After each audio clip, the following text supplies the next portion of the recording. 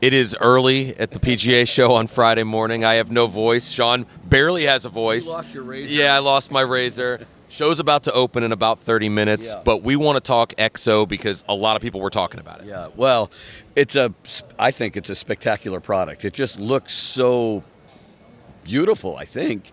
When you see it, it's really unique. You're going to see pictures popping up right They will, this good. station, yes. It looks so nice, doesn't it? So we're really excited about it. Yes, we have great performance. But, one of the things we try to do, Josh, when we're designing a new product, it's really important that when a golfer looks at it, we want them to look at it and just say, oh, my God.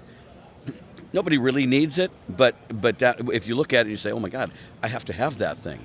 So this is the first emotion that we're trying to really create is sort of lust, right? And when you see it, you just say, God, I got to hit some putts with that. And then if we've really done our work, it performs at a high level. And that's really one of the things is you look will bring somebody in, but it does have to perform in putters as much as anything else. Way more now than it used to be. So, if you think about it, a few years, 10 years back, there really weren't many people fitting drivers with TrackMan or any of the diagnostic equipment that we have now. But now, if I said to you, Josh, we have two drivers, everything is the same except for one gives you 150 miles an hour ball speed. I'm being nice to you. And this new one. It's this early and he's already throwing digs. And this new one, everything the same, but it has 160. I'm guessing you're going to pick the 160. Regardless of brand, that is 100% true. So putters have really been behind that. Not so much in the technology curve, although I would say some, but there wasn't really any equipment out there to really judge, hey, does this putter really work better than that one? And on that note, at the show, and the people who saw our big feature a few days ago last week saw that Foresight has actually come out with a thing that will show if a putter's working for you. And there are some brands like you guys who are ecstatic about that. They're like, you're going to see our putters perform. Yeah, because we have invested forever, Odyssey, and Toulon in our short little life now as part of Odyssey into... He's not going third person with his name. That was an actual brand for those that don't know. It is a little weird. But we've invested in roll-enhancing face technology, right? And if you don't have something on the face to get a golf ball up and rolling forward quicker, it just doesn't work as well. My point is there's now diagnostic equipment to be able to measure that, and I think what you're going to see over the coming years is that number that really matters to sell drivers is ball speed. Yes, you have to have launch and spin and all the other stuff, of course you do, and sound and look, but that number, ball speed, is more important than anything.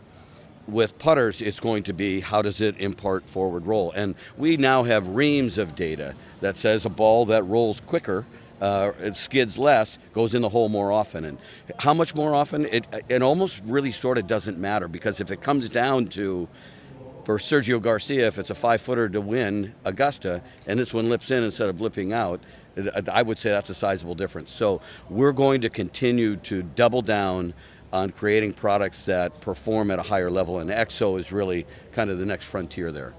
We have a couple sitting right here. They're going to see the pictures, but we can hold a couple up. This is the number 7, pretty iconic shape. Yeah. We've been talking about that a lot with the designer of that one this week. Yeah. But it doesn't look like any of the other ones you've had in the past. Well, it doesn't, because it's totally reimagined, right? So to get a ball to create more forward roll, there's really a couple of things that you have to do. CG's down and further back, a little deeper. That really helps. And we wanted to have massive MOI, but we didn't want to have these massive shapes, right? Which is really a drawback to some of these things that, 10,000 MOI or whatever. You really need to be above 5,000, somewhere between 5,000 and 6,500. You get incredible performance without giving back this, massive trade-off. The whole brick on a stick analogy that some people use. Pizza box for a head cover kind of thing, right? Which I think is silly. So what we had to do then is, it's just what we've done before with the Indianapolis, is we had to really sort of reimagine the design and shape with different materials. So the number 7, to your point, iconic. So now all the dark part of it, the black part, is stainless steel. We've taken all of the stainless steel out of the center, and we've replaced it with 6061 aluminum that's machined. It weighs a fraction of what steel does, but it creates alignment, it creates visual excitement. It's going to be super noticeable on TV. The players are going crazy for it. You know, we've got a lot of guys, I just think of Henrik Stenson and Kevin Kisner, for instance, in old number 7s. This is not an old number 7, right? No, This is a way better one. and I played the number 7 long before THP existed. I played a number 7 white hot insert. I talked to Odyssey about it, and he's like, not our best insert we ever made. A good insert, but what you have guys now with O-Works and with EXO. When you look at the EXO face, it's very different. Can you kind of explain what that is? Yeah, of course. So we've always talked about for Odyssey, you know, we have competitors like any other brand would have, and you know, we have a couple of pretty strong ones that I think we're doing a really good job against. But our biggest competitor is Odyssey, is all those old Odyssey putters that we've sold, and it's great product, right? And the ones that we've had the most difficult time getting out of play on tour have been old white hot inserts. They just love them. And Kisner and Stenson are two great examples. Patrick Reed is another guy. And we would like to have these guys putt with new technology because it's better.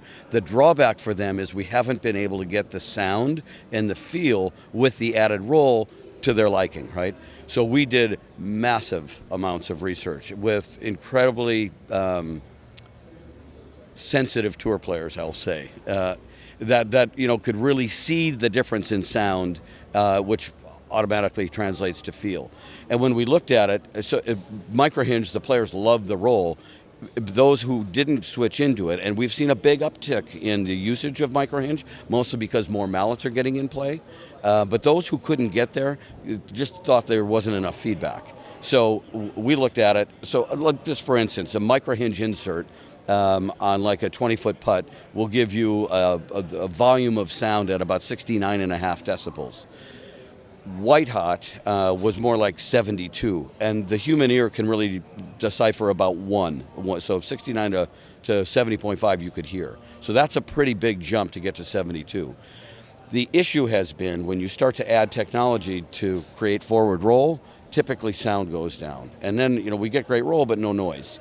Is that because the surface is not as flat? Yeah, well, and there's places for sound to go, right? Which is what we did on the Toulon mill, the deep diamond milled. That's designed for a milled putter to sound softer, to feel a little to be quieter, feel a little softer, and get the ball rolling. That's great, but in something like this, it was too much. So this new insert is now a little bit firmer than the original white hot was. So 72 it would give for noise as a white hot. This is actually about 73, but if you think about it, golf balls have gotten softer, right? So we wanted to go just a titch firmer. The players have gone crazy for it. So this will go out on tour in March, and we expect to have massive uptake. And it's going to be hitting retail in early to mid-May? Yeah, right now about May 15th or so, and we couldn't be more excited about it. The players have loved it. We started testing it in Japan about a year ago. Osti just came back, and the first player we tested literally a year ago said, "Where's my putter?" And he goes, "What are you talking about? I want the big 7 with the red stuff on it."